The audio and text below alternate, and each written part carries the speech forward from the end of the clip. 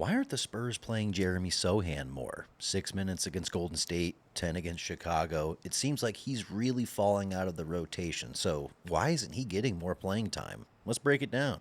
I'm going to break this video down into 3 parts and really tell you what I feel about Jeremy Sochan's position within the organization right now. And that first part, I'm going to title it Harrison Barnes. You have to answer this one simple question. Do you compliment Victor Wembanyama? Because let's be honest, that's what this is all about. And Harrison Barnes' skill set complements Victor Wembanyama more than Jeremy Sochan's does, especially when we're looking at how efficient Harrison Barnes has been this season. 54% from the field, 50% from the three, and 94% from the line. That's almost 75% true shooting.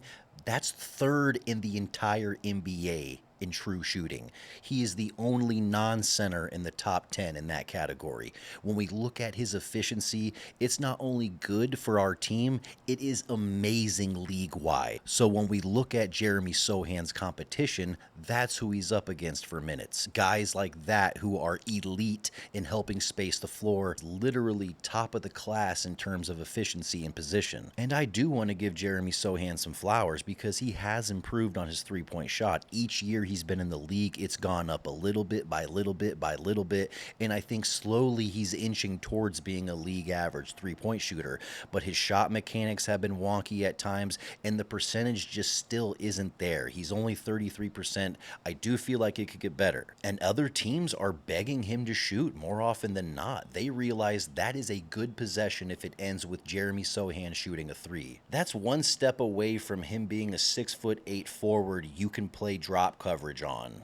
And that is unacceptable within our rotation and what we got going on. I don't want to overly glaze Harrison Barnes and really inflate what he brings to the table, but the fit next to Victor Wembanyama is ridiculously solid, especially when we're seeing more doubles being thrown at Victor, different kinds of defensive schemes to get him uncomfortable. He's going to be looking into the corner, and he's going to need a knockdown three-point shooter, and that guy is Harrison Barnes, and I think as Spurs fans, we all know that. The next point I want to bring up is his defense. I know that he is a really, really good defender. We saw the evidence of that last year. When we look at isolation possessions, he actually finished first in allowing the least amount of points. So obviously, when we look at isolation defenders, his defensive versatility, there's a lot to like. But I'm noticing a one small step difference from last year. A little bit slower defensive movement from him, and that's causing him to foul a little bit more. He's only playing about 14 minutes a game, and he's actually averaging more fouls now than when he did at playing 25 minutes a game. I think it's because he's moving a little bit slower. It's causing him to reach a little bit more, and he's having to be aggressive in ways that aren't really comfortable for him. So it's putting him out of position a little bit more, causing him to foul a little bit more. So these are the things I'm noticing when I'm looking at Jeremy Sochan's defense. And there was years past where I was looking at him and Victor Wembanyama as our defensive monster duo, and I'm looking at it more like Vic and Castle are that defensive duo, and Jeremy Sochan could be an interesting defensive third piece. And of course, his defensive skill set is incredibly valuable. Anybody that can guard multiple positions the way that he can, you are going to have a spot on an NBA roster. Absolutely, no question.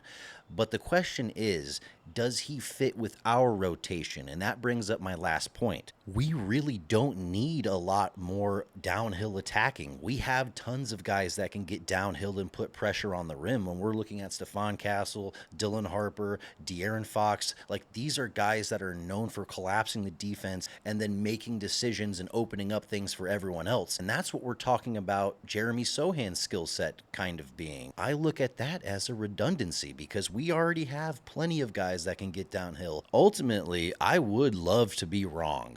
I would love to be incorrect about this whole situation. I would love Jeremy Sochan to continue to get healthier and healthier, look better and better, continue to move quicker on defense, laterally get his confidence as a defender, and I would love to see him turn it around because ultimately, he's a guy that we took in the lottery. I want him to work out.